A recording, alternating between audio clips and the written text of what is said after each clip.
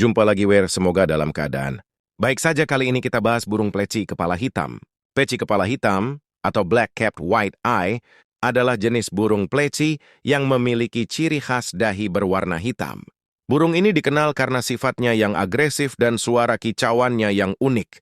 Mereka termasuk dalam famili Zostoropidae dan merupakan salah satu spesies yang populer di kalangan pecinta burung di Indonesia.